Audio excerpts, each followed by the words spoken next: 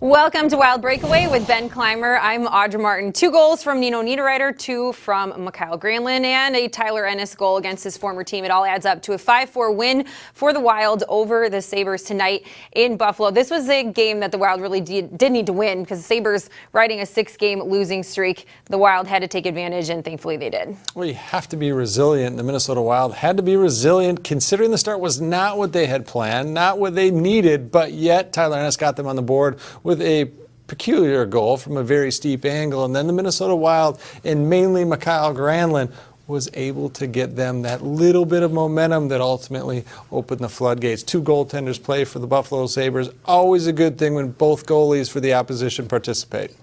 Well, it was the 7th straight loss for the Buffalo Sabres. That's all that matters for the Wild. Here's a look at the rest of your final stats.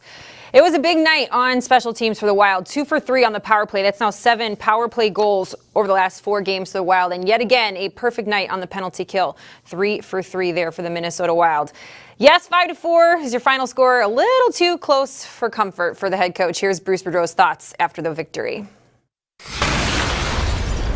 It was an ugly game on both sides, but I think we persevered. Actually, I didn't mind our third period, the way we just kept getting it deep and deep, and they got a little emotion going in and after they scored that goal, and it's good to see that Dubé, who struggled over the course of the game, had to make 3 big saves and when he had to, and that's the sign of a goalie that's good.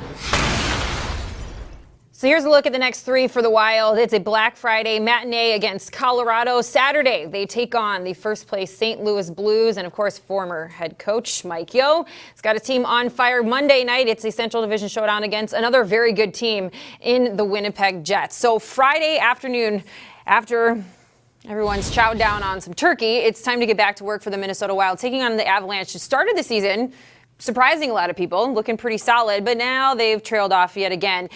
This is another opportunity for the Minnesota Wild to pick up 2 points. Hopefully, though, they maybe can make it not so nerve-wracking as a 5-4 win over the Sabres. This is a team they need to beat, and especially looking at that schedule, the following 2 teams, if you could win one of those 2 games, I think Bruce Boudreau would take that right now. The St. Louis Blues will be one of those games where you look at and say, this will be a great litmus test to see where we're at right now. Same thing with the Winnipeg Jets, but that first game, as you highlighted, the Colorado Avalanche, not the Avs that had Joe Sakic and friends, far different team, down on their luck, similar template from what we need tonight. Let a team continue to fail.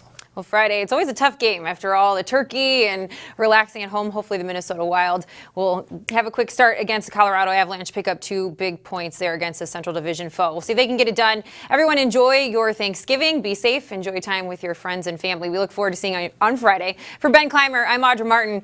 Thanks for joining us on Wild Breakaway.